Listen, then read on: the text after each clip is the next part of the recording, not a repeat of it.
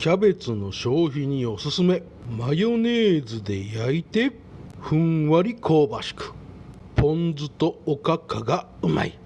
ふんわりキャベツ焼き、たーんとお食べやす。皆様こんにちは、チャッキーです。はい、今回はキャベツを使ったお料理で、もうキャベツの大量消費にもおすすめ。キャベツをね、ふんわり蒸し焼きにすることで、もうキャベツの甘みがむちゃくちゃ引き立って、ほんとおかずやおつまみに最高。キャベツ本来の甘みを楽しめるめちゃくちゃ簡単で美味しいレシピなんで、ぜひ一回作ってみてください。それでは一緒に作りましょう。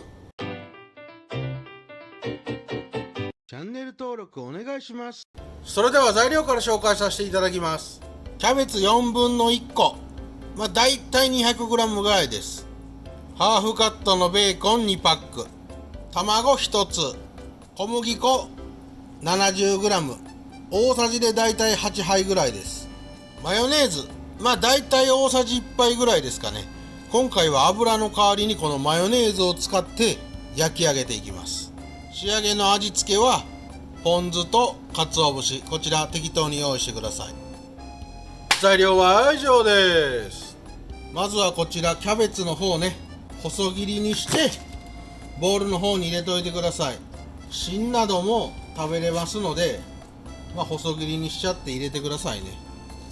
はい、適当でも構いません。ザクザクっと細切りにしていきます。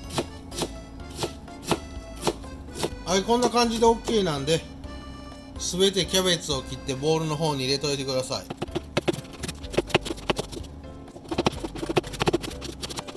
はい、こちらベーコンもキャベツ同様細切りにしてください。こちらキャベツとベーコンを細切りにしましたら、はい、小麦粉をすべて加えます。こちら卵も割り入れてください。はい、あとはこちらね、全体的にしっかり混ぜ合わせてください。刻んだキャベツとベーコンの生地を作る感じでしっかりと混ぜ合わせていきます。はい、こんな感じで生地をしっかり混ぜ合わせると結構コテッとした状態の感じになりますので、まずはこの状態でね、10分ほど置いといてください。そうするとベーコンの塩気などもあるので、キャベツの方から水分がにじみ出てきて、もう少しね、柔らかい状態になりますんで、この水分が出てきてからもう一回サクッと全体的に混ぜ合わせてください。はい、こちらの生地の方10分ぐらいね、なじましとくと少ししっとりとしてきますので、もう一度全体的にしっかり混ぜ合わせてなじましてください。粉っぽさもなくなってね、いい感じの生地になります。はい、お次はフライパンの方にマヨネーズをね、大さじ1杯ぐらい入れてください。ここで中火から弱火ぐらいの火力でゆっくりと加熱してください。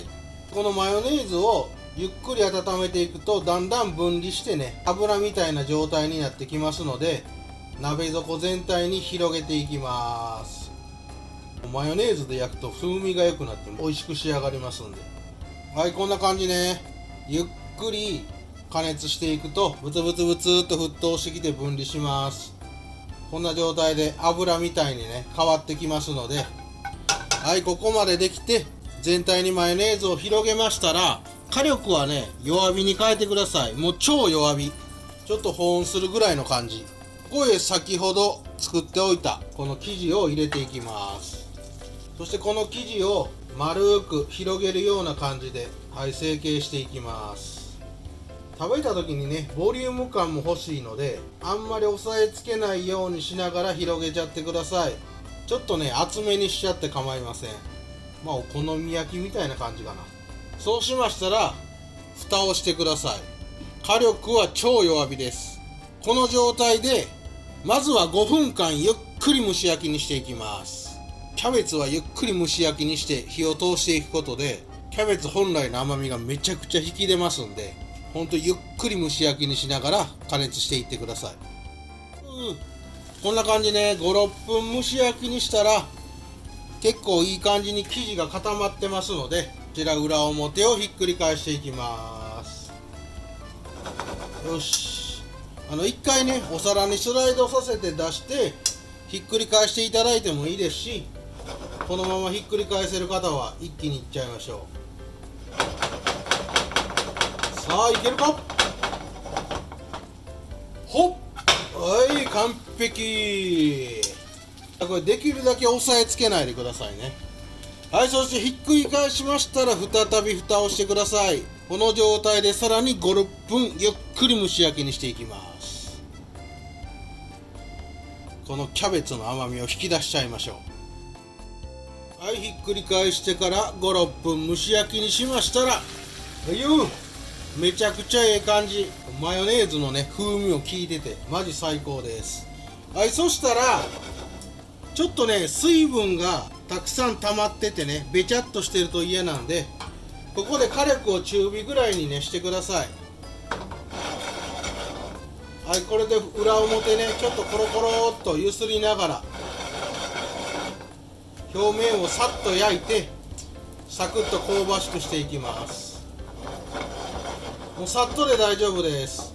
よいしょ。このね表面の水分がべちゃつきの原因になるのでね、しっかりと焼いて飛ばしちゃいます。